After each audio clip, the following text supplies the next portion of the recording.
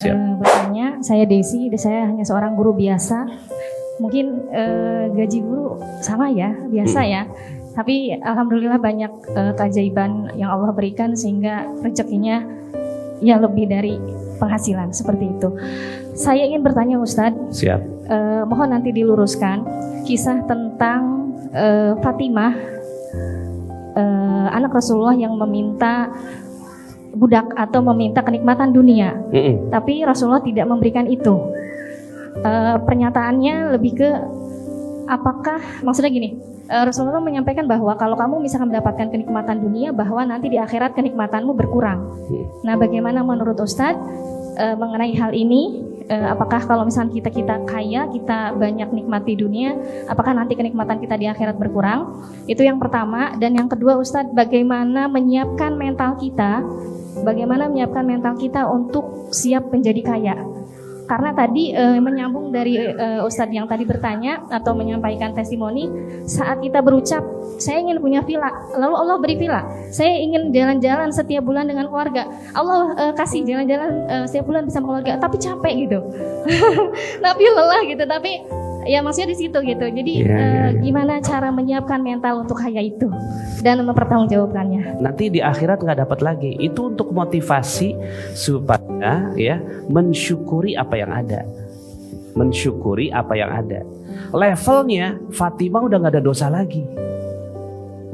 Maka Fatimah udah nggak punya dosa. Fatimah udah melaksanakan dekat sama Nabi. Derajatnya seperti itu. Ujian yang Allah kasih kepada Fatimah adalah menikmati ketidakkayaan karena pilihan hidup Ali bin Abi Thalib radhiyallahu anhu. Maka nasihat Rasulullah SAW kepada Fatimah adalah sabar.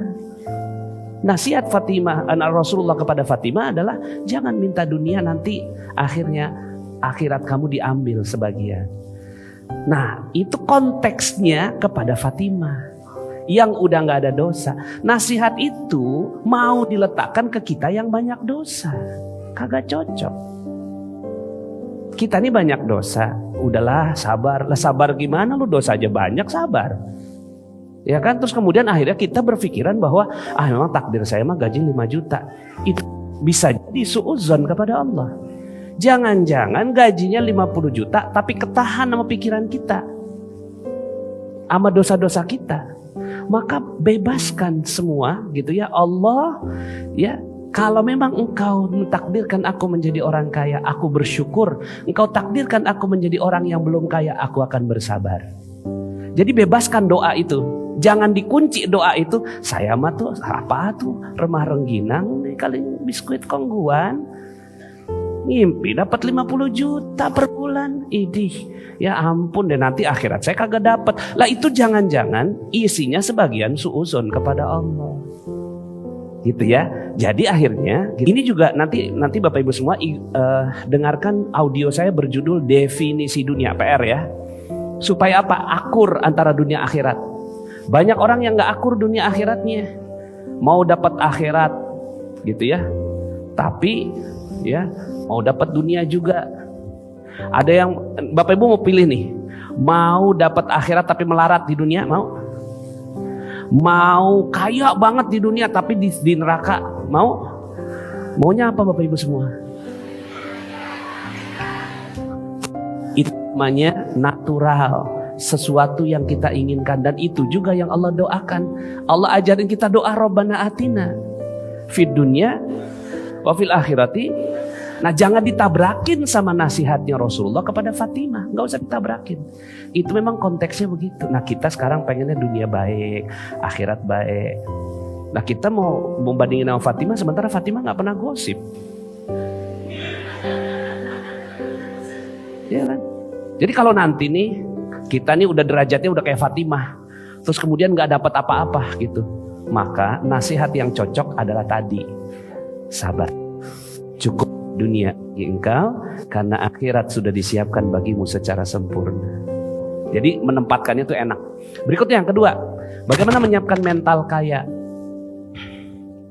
Belajar ilmu magnet rezeki. Itu penting, karena banyak orang yang gak berani kaya. Makanya akhirnya karena kita gak berani kaya, orang luar yang berani kayain negeri kita. Itu yang paling penting Bapak Ibu semua. Gimana kita mau ngelola negeri kita, mental kita kagak siap kaya. Jadi panjang ilmunya. Kalau mau dijawab singkat, bagaimana menyiapkan saya mental untuk jadi kaya? Ya, mental untuk jadi kaya adalah ingat-ingat aja, ya. Sahabat Nabi itu yang 10 dijamin masuk surga, 9-nya kaya.